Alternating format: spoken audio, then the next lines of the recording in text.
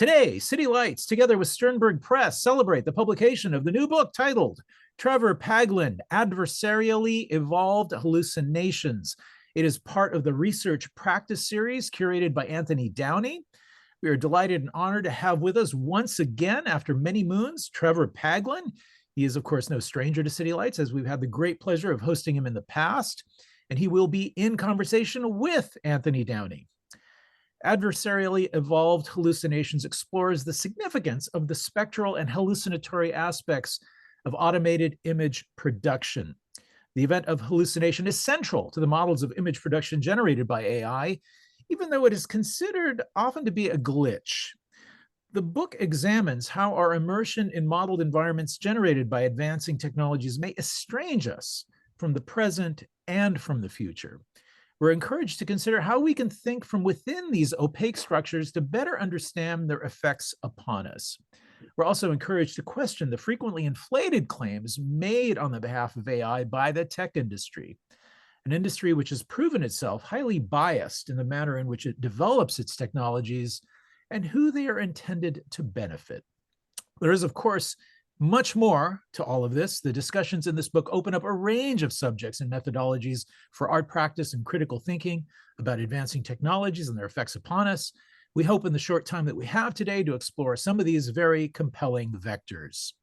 Trevor Paglen is a multidisciplinary artist, acclaimed author, and investigative journalist whose work has been exhibited internationally. He is known for blending image making, sculpture, journalism, and engineering into his practice. His art explores such themes as state secrecy, mass data collection, experimental geography, and the ethics of automated warfare, and much more.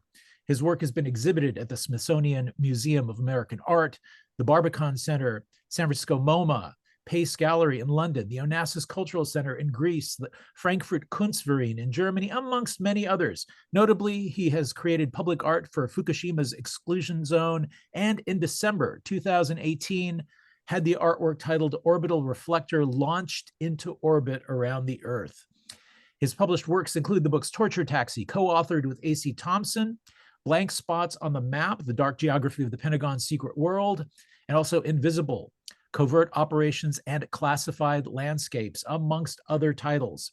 He has received numerous honors for his work, including the Pioneer Award from the Electronic Frontier Foundation, the Cultural Award from the German Society for Photography, an Academy Award as cameraman and director for the documentary film A Citizen 4, as well as a MacArthur Fellowship, amongst other honors. So joining him today in conversation will be Anthony Downey. Anthony Downey is professor of visual culture in the Middle East and North Africa at the Birmingham City University and the series editor for Research Practice, founded in 2019. He sits on the editorial boards of Third Text, Digital War, and Memory, Mind, and Media. His recent and forthcoming publications include Decolonizing Vision, Algorithmic Anxieties and the Future of Warfare, to be published in 2025. Also, Falling Forward, Khalil Rabah works, and Topologies of Air. Professor Downey is the recipient of a series of Arts and Humanities Research Council Awards, including a 4-year multidisciplinary project that focuses on culture practice. It is really such a great honor to have you both with us here today. A few words about our friends at Sternberg Press. Sternberg Press is a London-based publishing house of art and cultural criticism, creative nonfiction, and literary and experimental fiction, founded by Carolyn Schneider in New York in 1999. It aims to support both new and established writers and nourish lasting editorial relationships. The press is committed to publishing books with an interdisciplinary focus on contemporary visual culture and related critical discourse. Its past authors includes Sky Arunudadi Thomas, Richard Sennett, T.J. Demos, Valerie Solanas, amongst many, many others. Sternberg is amongst one of the great independent presses of our day, and City Lights is very proud to feature a full selection of its books. Please join us now in offering a warm welcome to Trevor Paglen and Anthony Downey. Again, such a great honor to have you with us. Welcome to City Lights.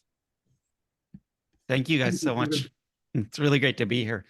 And thank you for being such a wonderful interlocutor over several decades at this point, Peter. Always a pleasure to have you with us. So I'd like to begin our proceedings by reading a quote that Anthony used in one of his recent papers. And it goes like this: I believe that modern developments in technology and telecommunication, instead of diminishing the realm of ghosts, ensures that they are part of the future. Now, this comes from Jacques Derrida speaking in Ghost Dance, the film directed by Ken Mullen. So, setting the tone for today's discussion, I'd like to begin by asking the question: how did the idea for the book come about, and what common threads in each of your practices led to this particular collaboration? I might let Trevor come in, or would Trevor prefer me to come in? Why don't you start? Why don't you start? Thanks, Trevor. Peter, thank you. It's a great pleasure to be here, especially under the aegis of your bookstore, which is one of those bookstores on my list to visit, which I've yet to do, unfortunately. The idea for the book itself came out of, I guess, a project that Trevor produced in, I want to say 2019, Trevor. I'm thinking of From Apple to Anomaly, which was staged at the Barbican. And as part of that, Trevor and I did a conversation, and we subsequently published that conversation in the Journal of Digital War, and it started another conversation. And that conversation was about the Adversarially Evolved Hallucination series. And I approached Trevor, I think, I want to say 2.5 years ago. It could be 2 months ago, it could be 20 years ago, somewhere in between there. We decided, right, we'll do a book. And I must admit, and this may indeed be hubris on my behalf, I fully thought I understood the work, knew the work, and it would be relatively straightforward. But in fact, when you translate practice, and a practice as complicated as Trevor's, into a narrative form or a textual form, there's a tendency for it to flatten the work. So that was an interesting process in itself, Peter. But the idea, from my side at least, was the continuation of the conversation we had in 2019 and 2020. And that was very much about the latent, invisible processes that are manifest behind the scenes of AI classification systems and AI image processing systems. And Trevor's work, as you know, very succinctly addresses that through practice, through images, in a way that for me was quite exciting, because I'm a researcher and academic. I'm not a practitioner. So to utilize and to think through practice as a means from thinking within the apparatus of AI was very productive. And again, I hope the book captures that, because to my mind, at least, Trevor's work thinks from within these systems. It doesn't just reflect upon these systems. Whilst that's useful to reflect upon these systems, it's not a very critical approach. But to offer a means to think from within the way in which AI apparatuses produce rather strange allegories of our world, that in and of itself, I think, is very productive, specifically when we start thinking about questions of explainability in AI or transparency in AI, but also thinking about critical AI. How do you utilize AI as a means to critique AI?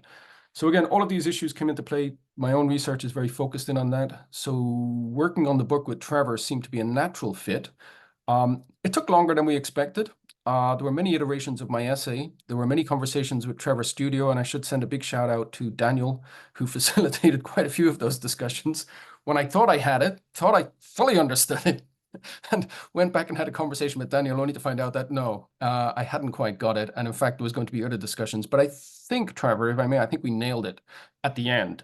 But and that was mostly down to your patience and to Daniel's explications, because it was a very complex process behind the practice that we had to translate into a book format, which, frankly, I thought was going to be relatively straightforward, but didn't turn out to be as straightforward as what it was. And perhaps we can come back to that, Peter, and I can explain a little bit more about that. But I'll pass over to Trevor, because I think the practice itself speaks to the complexity of these issues. And of course, the series itself is called Research Practice, so it's very much driven by practice itself. Yeah, so I'd started working on computer vision and AI in probably the early 2010s, because I had this intuition that this stuff was really going to start working. And if it did, then we were going to be headed towards a transformation of visual culture that I thought was going to be bigger than the invention of perspective in the 15th century. I think that's true, and I think that's happened.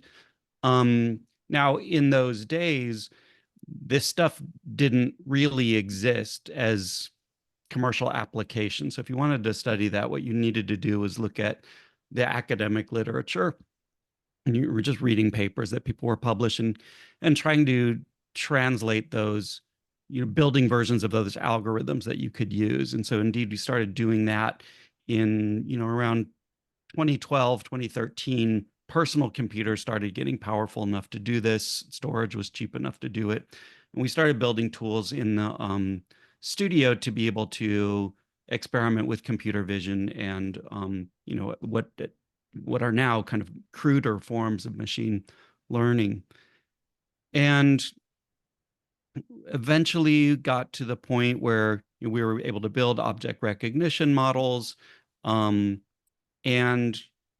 kind of immediately, as I was learning about what was happening in this world, I was struck by how, at best, naive and at worst, incredibly dangerous, the kind of theories of vision that were baked into these emerging technical systems. And there's kind of a meta critique about, what it means to look at an image, but also more specific critiques about, what does it mean to create a taxonomy? What does it mean to classify objects? What does it mean to classify people? Because when you do that, you're always creating, you by necessity have to be coming from a certain cultural, historical, and even political point of view. So the question that I was asking was, what points of view, what worldviews are baked into these emerging technical systems? As we kept looking at that, we started to realize that you could not only use machine learning to recognize objects, but you could use them to generate images. And so we built some early GANs, what's called a generative adversarial network, and used those to synthesize images. Now, as I mentioned before, one of the places where I was coming from was performing a kind of critique of the ways in which vision was being understood inside those systems. And a big part of that had to do with looking at the training data. So when looking at, when you're building a machine learning system, you have to kind of predefine the concepts that you want your system to be able to recognize, and you need to predefine what those concepts look like. So typically you would say, oh, I want to make a classifier that can recognize an orange, a banana, a spoon, and a fork. And so you give the model, a bunch of images of forks, a bunch of images of spoons, a bunch of images of oranges, what have you, and then it, quote unquote, learns how to differentiate between those two things. Now,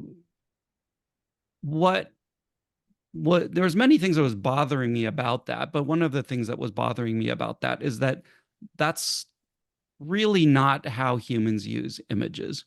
In other words, if you look at a Renaissance painting and there's, an egg and a flower and a skull, like it doesn't mean like this is a painting with an egg and a flower and a skull. These things have very rich symbolic traditions attached to them. There's kind of narratives associated with those, and those images and those texts and those narratives, like the meaning of them changes over time even. If we're looking at a painting from the 17th century, we're not reading it in the same way that it would have been read then necessarily.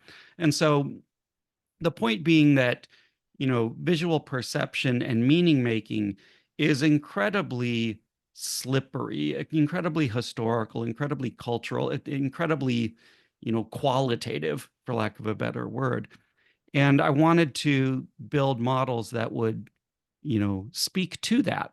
So I started thinking about what are other kinds of taxonomies that are still image-based, but where those images don't correspond to themselves. In other words, where a fork is not actually about looking at a picture of a fork. And so you get into things like, psychoanalysis. There's a very rich set of symbols and images that are relevant to psychoanalytic work, that don't, if in psychoanalysis, if somebody tells you about they had a dream that their teeth were falling out, it's not about oral hygiene, right?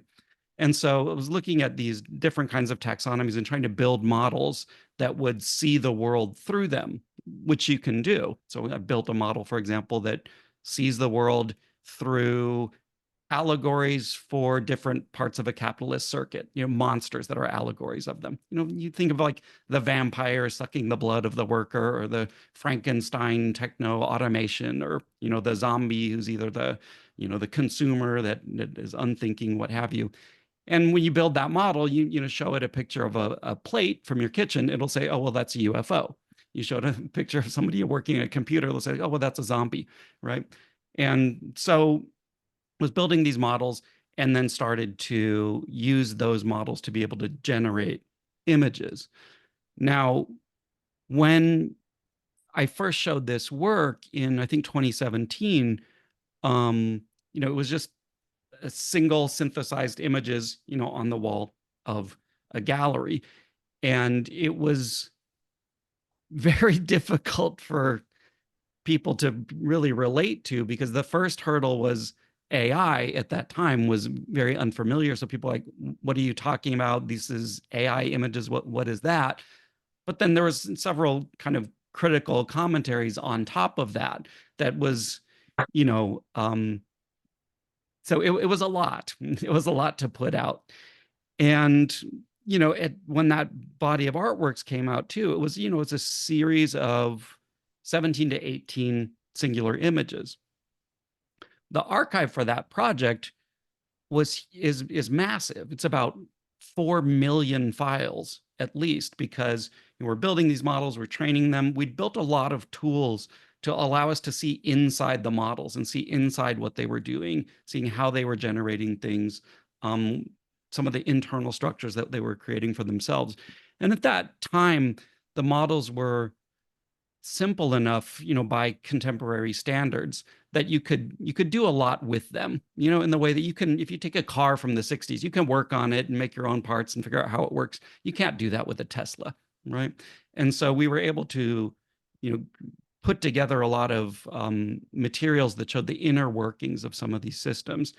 And what was fun about the possibility of doing the book was to be able to show that work, to show a much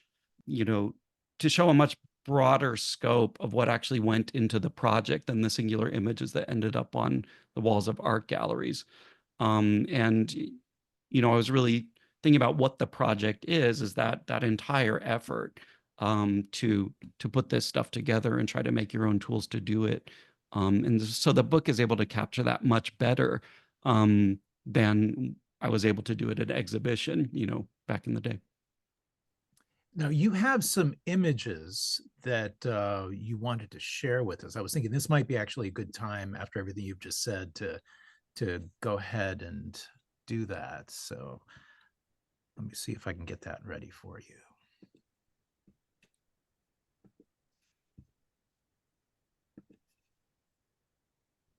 Let's just take a moment. No worries.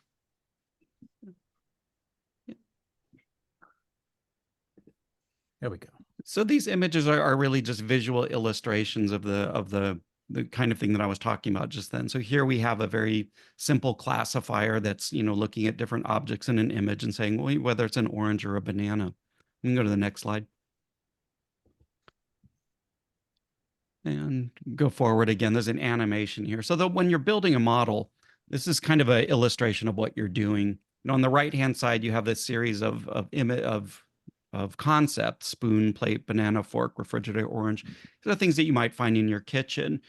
And when you build the model, you need to give the model, hundreds or thousands of examples of images of all the different concepts that you want to illustrate. And what the model will do is take all of those images and kind of break them down into their component parts and try to figure out what kinds of basic shapes are self-similar within each category and that differentiate them from other ones.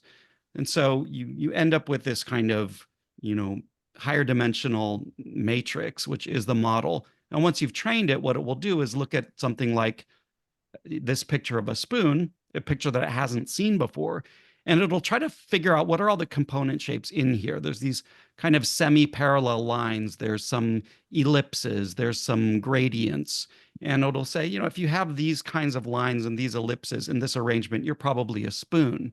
You showed a different image, and it sees a lot of those same kinds of shapes in this image. You have the parallelish kind of lines. You have the gradients. But instead of that ellipse on the end of this object, you have this kind of spiky thing.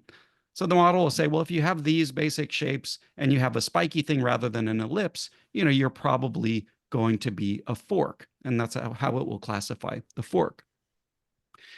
If you look at something like a banana, it has very different basic shapes associated with it. It has arcs, yellowish colors, maybe this, brownish black thing on the end, the green stem. And, it will look for those different qualities and predict that it's looking, in fact, now at a picture of a banana. So the lines that you're seeing moving through these squares are, the vectors through the model that it is kind of finding. When you do it all correctly, you can get something like this. And in this image, you already see the problem, right? Which is that this is a famous painting, Magritte. This is not an apple. And the classifier is saying, no, this is definitely an apple. So this is an image that speaks to this kind of philosophical problem with thinking about images this way in the first place. It gets much, much gnarlier because when you look at the bigger data sets, there's pictures of people in there that are classified in different kinds of ways. And you get some really horribly racist and misogynistic, stuff in there. And that's a problem that is now much more well known than it was at the time. If you keep going from here. So I started thinking about, again, these questions of taxonomies and thinking about what are different taxonomies that we have from literature, folklore, for poetry. And I started to want to build models based on those taxonomies. So I was building my own training sets, feeding them into these models. And, you end up with something like this, where instead of seeing, oranges and apples, it's seeing robots, zombies, gray goo, UFOs, whatever you want, depending on what you've predefined. And then what we kind of realized is that what you could do is not, instead of just trying to use the model as a way of classifying images, you could essentially run it backwards. So you take the concept and then you run the model backwards and you say, put all of these primitive shapes together into an arrangement that satisfies the criteria for, being a zombie or being, a UFO or whatever it is. And that was really the kind of process of doing this project. And that's how we eventually arrived at these images. Now, obviously, there's much, much more to it than that, but that's the very briefest sketch of what's going on here.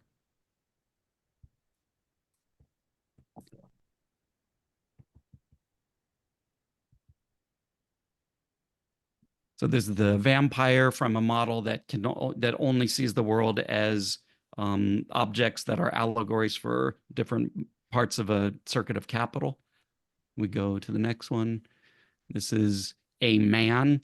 This was a very weird eclectic model that I made called the Humans, that has human figures as well as extensions of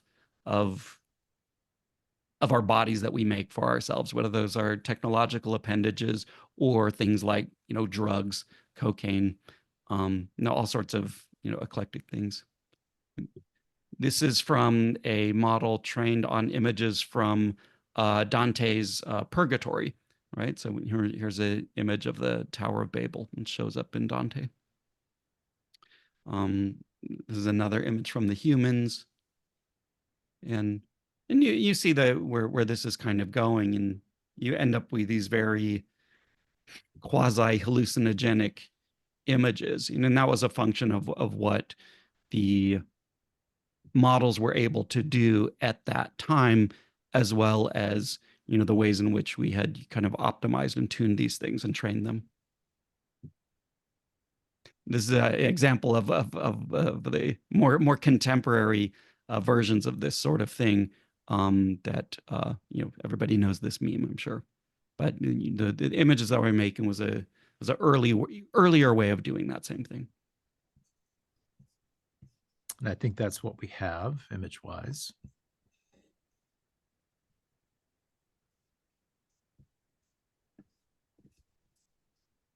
Yeah. So, Anthony, I wanted to pose a question to you now. So what was the idea behind research practice as a series, and how does it connect with adversarially evolved hallucinations? I mean, in the past, I mean, you've worked with such people as Larissa Censur, Hiba Amin, Michael Rakowitz. Could you talk a little bit about that? Sure, Peter. So the series itself was set up in 2019, and it was, dare I say, relatively simple idea. A lot of artists produce artworks, and you quite often see the finished artwork. And that could be a performance, it could be an artifact, a material object. And a lot of work goes on behind all of that to get to that stage. So what I wanted to do in conversation with Caroline Schneider at Sternberg Press was produce a series which looked at the research, by which I mean, what do we not see that's behind the work? And that can take any form. So, for example, with Michael Rakowitz, Mike put together this extraordinary artwork about a concert that Leonard Cohen did not give in Ramallah in the occupied West Bank in the 1980s. And there was a huge body of research behind it. And I wanted to capture all of that research. There were letters to Leonard Cohen that went unreplied, for example. There was, and Michael being Michael, he managed to find Leonard Cohen's typewriter, one which he used on Hydra, a very famous period of Cohen's life. So there's a lot of material in the background to this artwork, which we brought to the foreground in the research practice series with Michael Rakowitz, for example. With Hiba Amin, her work was about a stork who had a tag. The government was tagging the stork to see its migratory pattern. The stork landed in northern Egypt and was captured and was supposed, or at least they thought locally, the police, that it was a spy. And the stork was processed as a spy. Now, of course, Hiba's work has one iteration, manifestation, but behind all of that, there is a huge body of research, all the conversations that she had with individuals, all of the video work, all of the paperwork that went into that. So we brought all of that to the table, and then we also reached out to other individuals to comment upon it and indeed engage with it, the research. Individuals that Trevor has worked with, like Laura Poitras, for example, but also people like Adam Harvey. So the series itself is very much about the back end of an artwork or a performance or a video or a film, which brought me to Trevor's particular work, because it seemed to me that at least 90%, and Trevor might correct me here, but at least 90% of what the artwork or the final artwork was the research process itself. And yeah, 99.99999%. which I hadn't fully understood, to be honest with you, until we started on the book. Because when I saw the initial images, Trevor, I understood more or less immediately how you had came to produce those images, and I could see the manifestation of them, what I refer to in the book, the uncanniness of them. And you said earlier that people initially found them unrelatable, which I think is interesting, because that unrelatability is about potentially seeing something that's very familiar, like a face, but it's also unfamiliar. It's discombobulated. It's latent. It's almost nightmarish. It's a phantasm. And I started thinking about the uncanny, specifically Freud's notion of the uncanny. And I'm sure everybody's familiar with his essay of 1919. He spends about the first 10 pages of that defining what he means by the term uncanny, which is quite unusual. He goes right into the etymology of it. What precisely does he mean by the uncanny? And he keeps playing upon the word das unheimlich, which is the notion of the unhomely, that which is both homely, but also unhomely.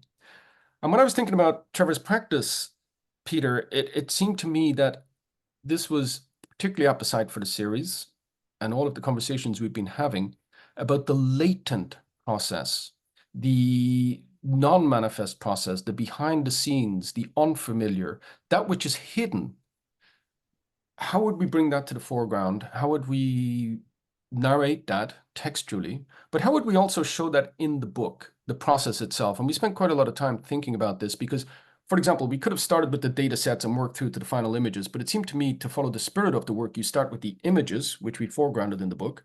So you have that immediate sense of discombobulation looking at images, which they have an inhuman logic to them, a machinic logic to them.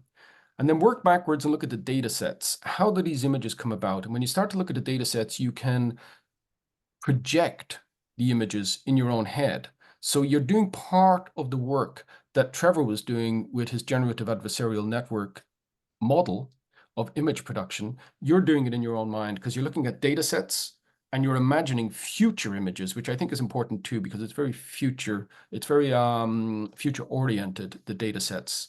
They will manifest an image down the line. But then Trevor very kindly, and I'm indebted to you, Trevor, because you gave me access to the so-called primitives, which is a whole other class of image, which are indeed latent, and they're somewhere between the data set and the final manifestation of the image, but they're not the final work. And again, going back to your original question, Peter, the book was set out and hopefully achieved a demonstrable narrative or framing device within which to fully understand the importance of the research, the body of the research, and the peculiarity of the research and what that actually means in terms of the final artwork itself. Which again, and I mentioned earlier, what Trevor does quite brilliantly, if you don't mind me saying, Trevor, is he thinks from within the system, utilizing an AI apparatus to critique an AI apparatus as a model of image production. Now that in and of itself, to my mind at least, is quite unique. A lot of practitioners reflect upon AI and its processes. But what Trevor gives us is a model of thinking from within and potentially deconstructing that model from within, which I think is important. And hence, again, thinking through the book, Peter, and trying to get the book to mirror parts of that process. And I think in as much as a book can, I think we achieved that. But, and I will just add, finally, you have to start with the practice. Because when you're thinking through practice, you're thinking through the AI apparatus itself. And that is the important thing, because that gives you the insight into how these systems are modeling our particular environment, but they're also modeling it in manners and in ways which are very detrimental, specifically if you are indeed being targeted by these systems, highlighted by these systems, if your credit score is being measured by these systems, if your health is being measured by these systems. So again, it enables you to think through the potentiality and the potential for abuse in these systems. And again, the book very much attempted to address that. Which brings me to my next question. I mean, can you talk about your research into predictive AI and violence? I mean, I'd like us to connect with that larger picture on AI, on OpenAI, on ChatGPT, and I think with the proliferation of UASs in the battlefield, but moreover, I mean, we've got self-driving cars all over San Francisco. PG&E, our local utility, is now flying drones along our electrical lines, but nobody's doing any oversight on this. In terms of your practice, if you could comment on what happens when we begin to view the world through the lens of AI. Trevor in the first instance. Sorry, Trevor, go ahead. No, it's just such a huge question, and it's something that's very much on my mind at the moment, and that I'm trying to explore, with the most current work that I'm doing, and it's not so much looking at things like autonomous weapon systems and that sort of thing, but what sort of violence is done to culture, what sorts of violence is done to our own brains, and what sorts of violence are being done to our everyday lives through the kind of widespread utilization of AI really in general. And so there's a lot of aspects to that.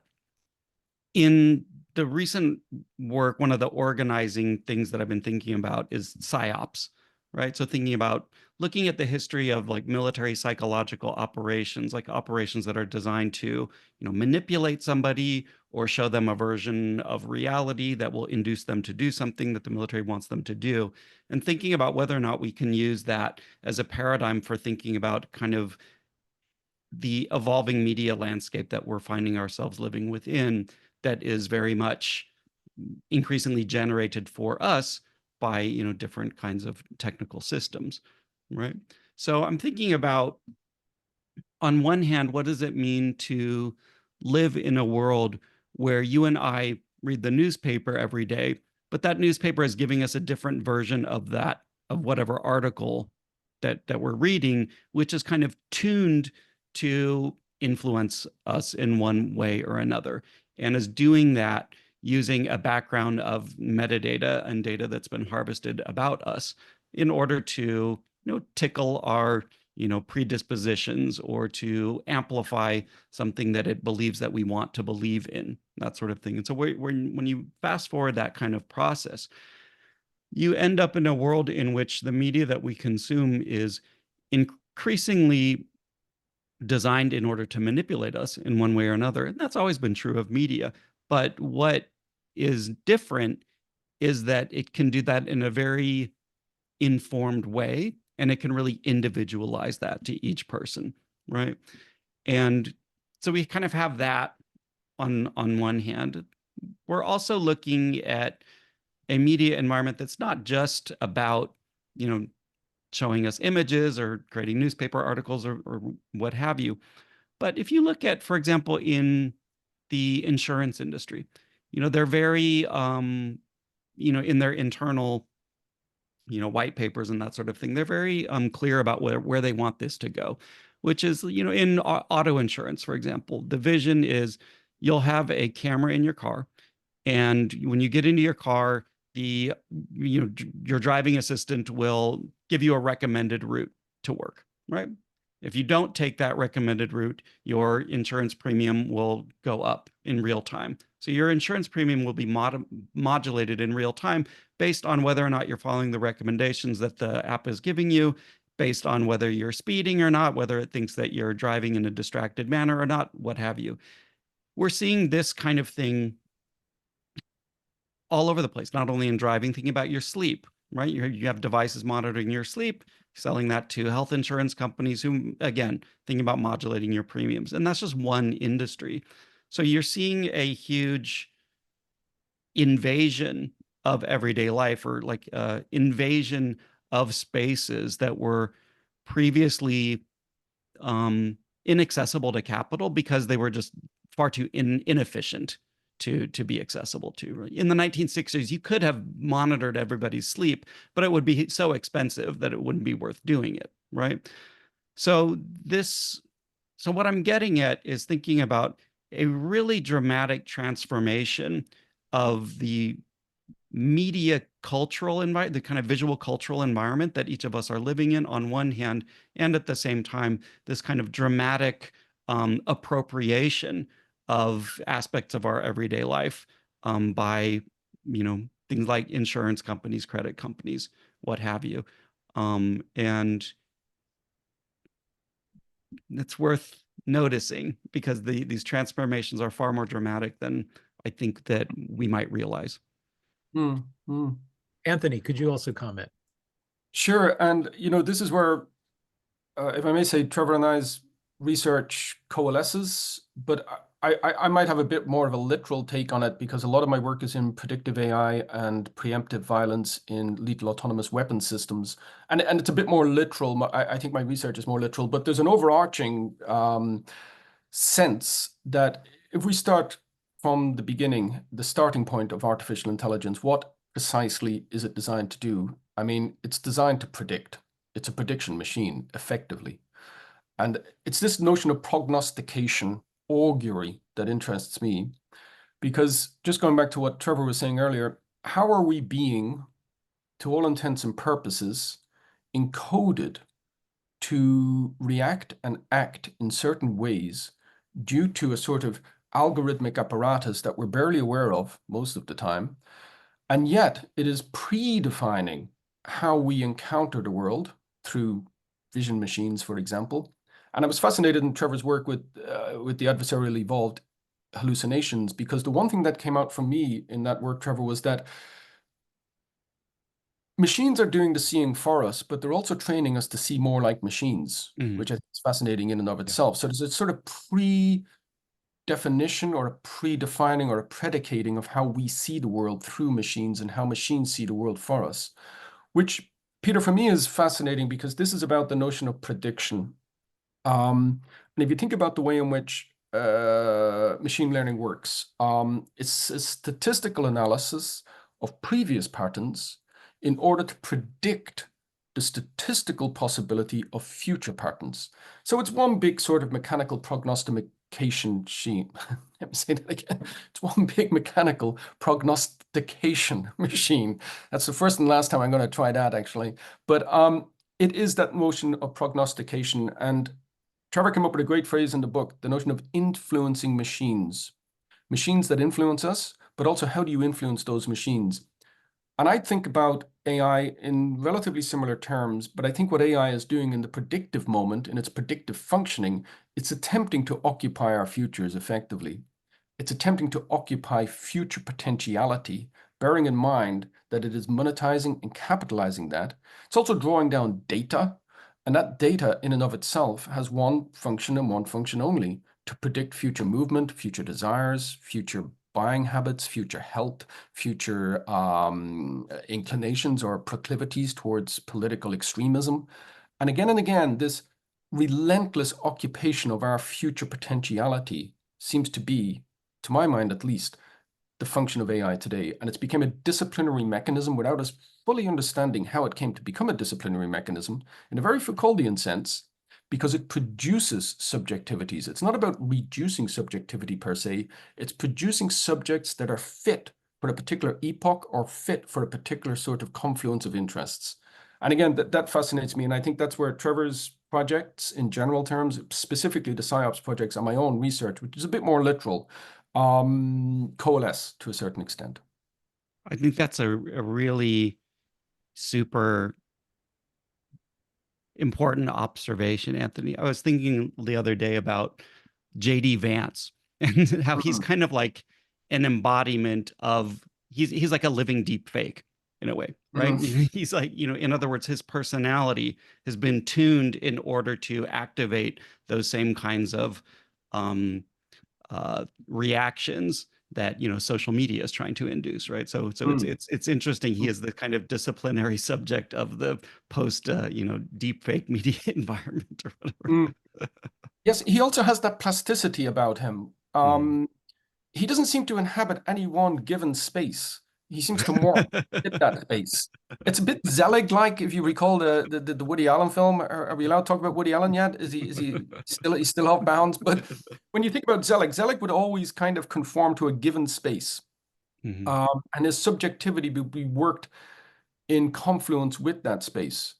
Now, it seems increasingly, just going back to what your point, Trevor, artificial intelligence is offering us spaces to inhabit, but it's on the terms of artificial intelligence, not necessarily our terms.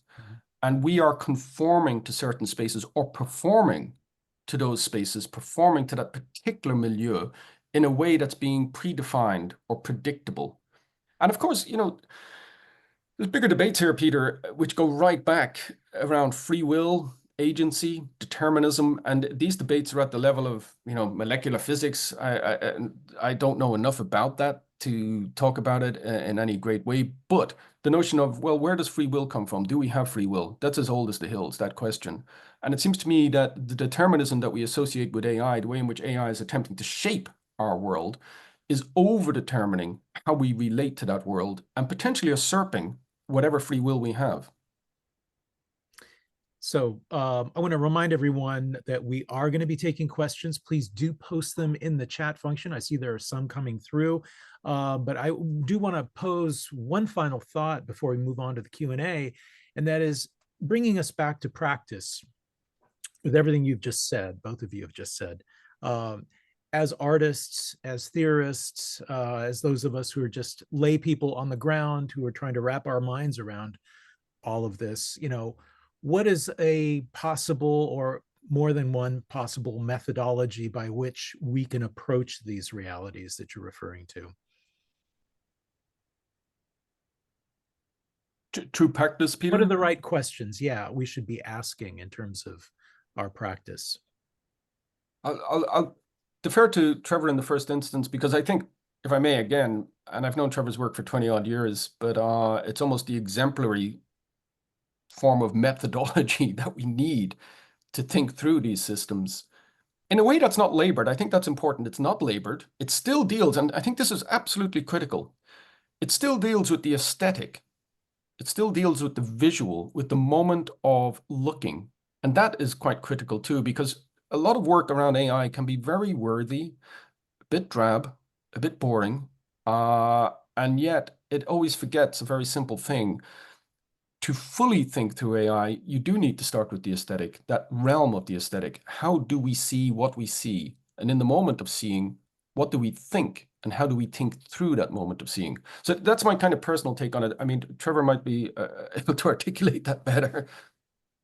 I mean, I agree with you. And the way I kind of approach every project is I want to look at something and pull it apart and see how it's made. Because when you do that, that's the best way I know of trying to understand something, is pull it apart. When you pull it apart, you'll see what kinds of assumptions are built into it, and you'll see what kinds of worldview is built into it, for lack of a better word. And when you understand what worldview is built into any kind of technology, you're going to get a sense of what kind of world that technology will try to create, and what kinds of future worlds that technology will tend to try to foreclose. You've just reminded me of something, Trevor. I don't know whether this is the right space to mention it, but I recall being a child, possibly about 3 or 4, and taking apart a kaleidoscope and fascinated looking through the kaleidoscope. Magical. This is a magical moment. I was maybe 3 or 4. Yeah. And then I took it apart and I saw the mirrors. I saw the little glittery balls. I was severely disappointed and decided after that not to take anything apart again, specifically the kaleidoscope. But it's that moment of, and you use a great term, and you used it some years ago when we had the conversation in London, looking under the hood of something. And it is that sort of nuts and bolts, looking under the hood. But when you are looking under the hood of AI, given its opacities, given its non-transparencies, given the fact that to all intents and purposes, it's machines making images for other machines to look at, not even images that we're supposed to be looking at. And Farocki uses the term, and you've written about it quite eloquently, operational images, images made by machines for machines. You take that apart, it's very difficult then to put it back together in a way that people can engage with. Because it is a technical process. It is an opaque process. It is an algorithmic instructional process. And it is ultimately machines producing images for other machines to look at. We're never meant to see these images. So again, going back to the aesthetic, I think that's a very pertinent entry point into rethinking the invisible visibility of AI itself. So let's take some questions. Dustin comments, couldn't we say the inception and genesis of AI is necessarily trauma-inducing? Rosenblatt and Hebbs were deeply interested in adaptation and plasticity in terms of brain injury and trauma and how to rehabilitate. Yeah, that's a great question. Was it the question was the development of AI? So it says, couldn't we say that the inception and genesis of AI is necessarily trauma-inducing? I can answer that very literally in terms of computer vision, which is that the paradigm and the kind of the theoretical and technical architecture that computer vision is still, organized around goes back to a sequence of experiments on vivisected kittens, in the early 1960s through the 1970s, where the researchers would kind of take a kitten, crack open its skull, put electrodes in there and show the kitten images and do all sorts of quite cruel experiments in order to measure the neurological reactions of these animals. And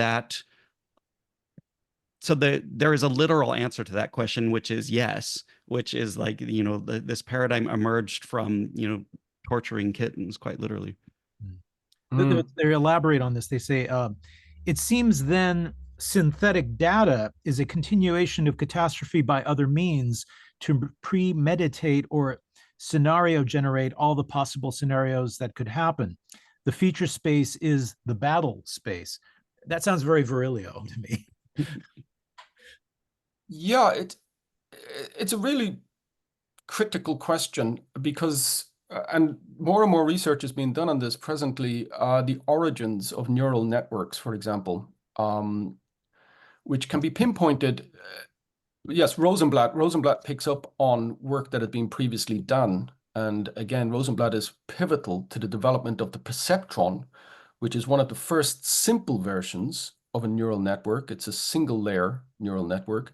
But prior to that, there was an extraordinary paper, and I'm sure Dustin's familiar with it, and that's Warren McCullough and Walter Pitt's 1943 paper, A Logical Calculus of the Ideas Immanent in Nervous Activity. And Dustin, I'm sure you're familiar with that. I'm sure most people here would be familiar with that. But if you go back and look at it, it's all about neurophysiology, neuropsychology, and trauma. It's about pathologies, which I think is fascinating, because one of the things we look at in the book is that pathological inclination of AI, hallucination. And I don't want to over literalize, and I don't want to anthropomorphize AI. There's a real danger there because AI ultimately is a statistical machine. It is machinic. It doesn't think, and arguably, and a lot of people do argue, it will never think. But if you go back and look at the texts, the origin texts for neural networks, specifically the perceptron developed by Rosenblatt in the 50s, and look at McCullough and Pitts, all of their original algorithm, which was also called the perceptron, somewhat confusingly, orients itself around pathological thinking within systems and an attempt to define what a pathology would be in mechanical terms. And that's the origin of, to all intents and purposes, neural networks. And that's the origin of that specific paper, which they then developed. McCullough developed, Pitts developed. Pitts dies very young, unfortunately, didn't fulfill his full promise. But both of them, of course, tied in with cybernetics, the whole cybernetic thinking, the whole cybernetic functioning, systems that consistently replicate iteratively in closed environments, recursive environments. And going back to Trevor's work on generative adversarial networks, they're recursive environments. The generator feeds noise to the discriminator. The discriminator tries to detect the noise from the signal and tries to detect and classify certain images. But it's an adversarial system, which is quite delirious. And I think we talk about this in the book, Trevor, how delirious it actually is. It's manic as a system, as a mechanical system. Now, again, I don't want to over literalize and I don't want to over anthropomorphize, but I think if we are talking about trauma, go back to the origin texts and you will see how much AI is about, one, defining trauma, but two, has potentially become quite traumatizing for us too, or estranging, if we can use that term in relation to trauma. Trevor, do you have anything to add to that? I think that was very beautifully put. Thank you.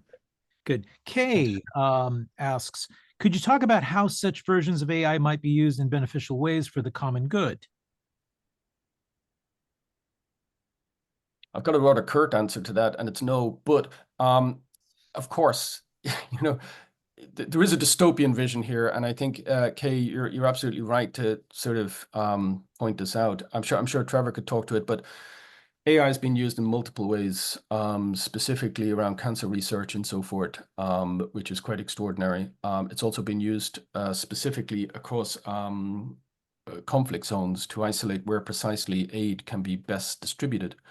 Of course, and this is me, Kay, I'm quite dystopian because AI is also being used to perpetuate wars and will perpetuate wars. And AI has been used largely to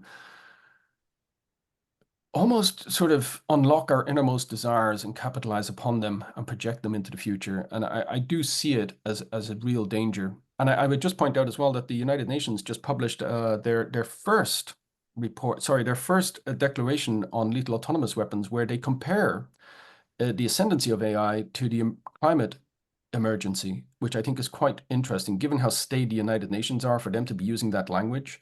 So I think we'd be mindful that, yes, there are some productive elements of AI, But thus far, I think we'd be better served focusing on where it is shortfall, or where indeed it is becoming quite dystopic. Sorry, Trevor, I jumped in there. Oh, go. Peremptorily. Do you want to add anything to that, Trevor? It's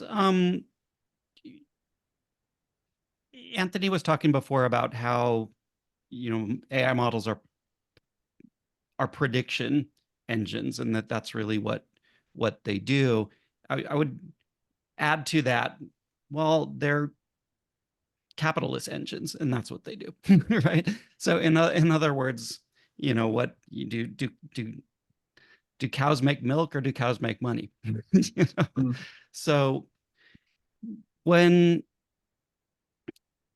it is possible to imagine all kinds of different versions of this. There's a big project at Cornell done by ornithologists that are trying to build these kind of crowdsourced AI models to be able to identify birds and bird songs and track birds and kind of learn more, develop a closer relationship to our environments, understand more about the ecological conditions that we live in and the changes that are occurring, and doing that by measuring birds in this kind of collective effort.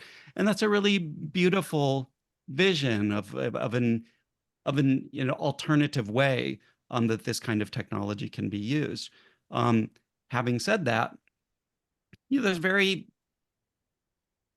when we look at the state of the art today, Sam Altman is talking about raising trillions of dollars and consuming an enormous amount of the world's power in order to build bigger and bigger and bigger models. We are no longer at the stage where these are things that you can build in your basement, right? They're enormously centralized systems, enormously expensive systems that have an enormous ecological footprint.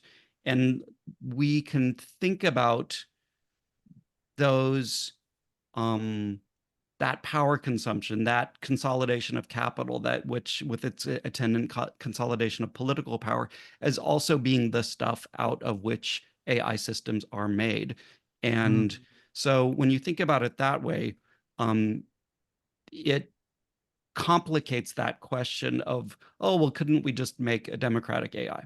Yeah. I think we have time for a couple more questions.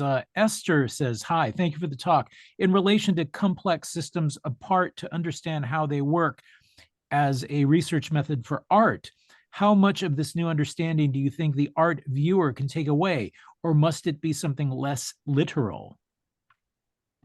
Yeah, I mean, this is the fun thing about being able to do a book like this, is that when, if you put this stuff in a gallery, you can prompt a series of questions. But what you're not going to do is do a giant didactic presentation of how this whole thing works and the technical parts of it or whatever. I mean, you do ultimately, if you're making art, you are in the world of aesthetics. You are in that world of experience. You are in that world of kind of intersubjective relationality between humans and things and images and what have you.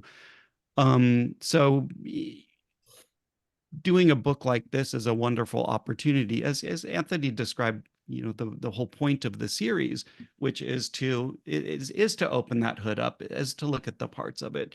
And by doing that, not only learn more about the art, but I think learn more about just how the world works. I'll just add to that, Peter and Esther, one, a great question, but one of the things I find, and I'll take Trevor's work as an example of this, is that art produces speculative knowledge, which is really interesting in and of itself, because it destabilizes accepted knowledge systems, qualitative or quantitative, scientific, humanities-based knowledge systems, which tend towards didacticism on the large part, or at least, and I use didacticism in a non-judgmental way, but they're trying to demonstrate something, and there's proof of something, and there's an answer, and there's a theory. Whereas art practice, in its speculative modality, can open up a space for debate, can open up a space where unknowing or non-knowledge is as important as actual knowledge. Now, I think this is fascinating in and of itself because it's almost this moment of not knowing that you're encouraging someone to come in and produce their own version of that knowledge. Now, when we apply that to AI, something quite brilliant, dare I say, happens, because if you can include the voices that are not included in these debates, if you can get people to think, students, for example, and I've seen students when I've shown Trevor's work to them and other artists' work, actually sitting back and saying, well, okay, now I understand how an algorithm works, and I'm quite concerned, because they can think through the process in a speculative way rather than a didactic way. And I think quite often art can do that much, much more successfully than a technical demonstration or a political demonstration or an economic demonstration.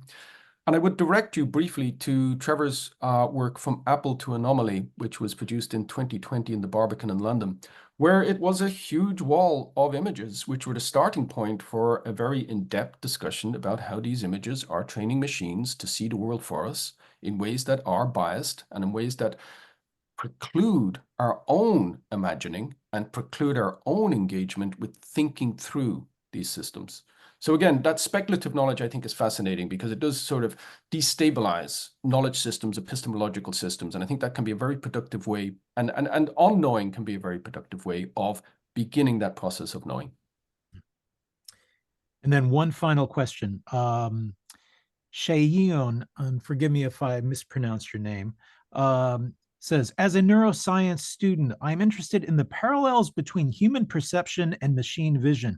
In your work, how do you see the role of these quote unquote hallucinations in informing our understanding of the cognitive processes in the human brain or boundaries between human and machine perception? Great question. This is a fantastic question, and is really central to a lot of the things that I'm thinking about. There's multiple rabbit holes to go down here. The theory of vision that underlies computer vision, and by extension, machine learning versions of computer vision, is this one that I tried to sketch out before, where we're seeing collections of basic shapes and different kinds of patterns, and that our mind is really synthesizing a concept from that. You can think about it as being very analogous to language. So language is made out of words. Words are made out of letters. You have 26 letters, and using those 26 letters, you can make any word that you want, and you can use them to potentially represent any kind of concept that's imaginable in the universe, right? That's kind of remarkable. From this very small set of tools or Lego blocks, what have you, you can get something that large. The theory of computer vision says something very similar, which is that from a relatively small collection of basic shapes, gradients, and colors, and that sort of thing, you can synthesize an image of any concept in the universe. And so where that neurologically comes in is really interesting. Think about if I make a drawing of a smiley face, like 2 dots, an arc, and an ellipse around it, you'll recognize that as a face. Now that's very remarkable because that drawing looks nothing like a face, right? But there is a part of our visual perception system that understands like these shapes together equals concept of face. Now, that's the problem is that's where the story ends when you're looking at computer vision, when you're looking at machine learning. If you talk to any cognitive neuroscientist and throw that out now, they'll say like, yeah, that's like step 0.00001. Like vision and visual perception is vastly more complicated than that, having to do with our memories, with our cultural backgrounds, with, our subjective experiences, with the expectations that we might have that's modulated even by what we're thinking about at that particular moment. And it's much more magical, I guess, for lack of a better word, than something that can be, quantified. Much more slippery, subjective, what have you. So what's interesting about the thing that you're getting at in the question is not only about what are the kind of resonances between, kind of what's going on neurologically in terms of human vision versus what's going on in like AI models and computer vision models, but also what are the ways in which this quantifiable theory of vision, is is capable of doing some of the things that Anthony was talking about in terms of like transforming, culture, transforming subjectivities, transforming ultimately societies, and what are the dangers of using such a feeble, for lack of a better word, framework, theoretical framework, and by necessity technical framework for trying to do this stuff. Peter, I'll just add to that very briefly, because I think Trevor's more or less encapsulated and answered the question. One of the big problems machine learning has in general is inference, how it infers the world, how it understands the world. Just going back to Trevor's point, how does machine vision see the world? And going back to that wonderful painting by Magritte, Ceci n'est pas une pomme, this is not an apple, and Ceci n'est pas un pipe, this is not a pipe. A machine can't see the allegory, cannot see the metaphor, cannot see the connection, cannot see the joke, for want of a better term. It cannot infer fully the capacity, the context, the historical resonance, the aesthetic resonance of that particular image. And this is a big problem in AI, inference. A child, a 1-year-old child, can infer the world. It can understand, they can understand the world through inference. They can understand if their mother or father are sad, for example. They can understand if you reach to get something out of a cupboard, that you want to get something out of that cupboard, that something will come out of that cupboard. AI has a real problem with inference. This is what ChatGPT is trying to figure out. It's trying to infer future answers to questions we're asking. And yet it fails miserably at very, very basic tasks. And it does, going back to the original question, hallucinate as a compensatory mechanism for not being able to infer the world. We, from a very early age, potentially even in the womb, can hear the world. We can infer certain things about the world. When we're born into this world, we can infer certain things. AI cannot adequately infer, and hence it often hallucinates. And we should point out, and Trevor's spoken about this, hallucination is an error. It's an error in a system. It's not just a phenomenology. It's not just an epistemological imagining. It's an error in the system. And AI is still littered, despite all the hype, despite all the Sam Altman hype around trillions of dollars for ChatGPT. It's interesting that his COO is leaving, for example. They're now a for-profit company, totally going beyond what they were originally set up to be. And we're beginning to see what the potential is here, what the master plan is here. Going back to Trevor's point, it's a capitalist machine. And yet, right at the heart of it, there are systemic and systematic problems which are consistently brushed over, consistently brushed under the carpet, and they have real-world problems. They have real-world impact upon how we see the world, how we entertain the world, how we engage with the world. I'm not even going to talk about how they're used in warfare, because that's a whole other discussion here, but there are serious problems with it. Sorry, that was a rather long-winded answer. Peter, someone, Leslie E, has asked a question twice, and I think Trevor might be able to answer it super quick. You might have just missed it, but it's a super quick question right at the end, and I think Trevor might be able to answer it very quickly.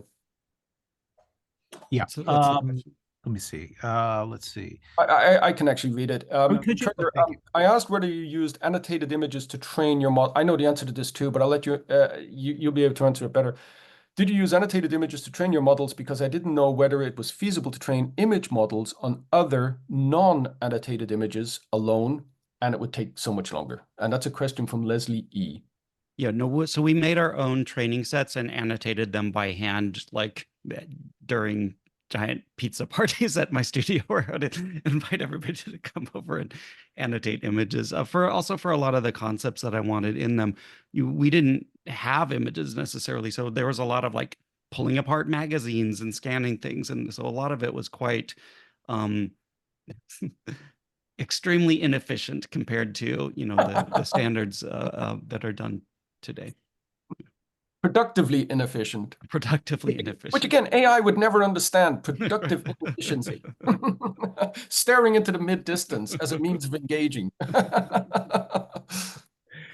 Well, we have come to the top of the hour. I would like to thank the both of you for your generosity, for your insight, and of course, spending this wonderful time with us. Trevor, congratulations for this wonderful addition to your ever-expanding library of books.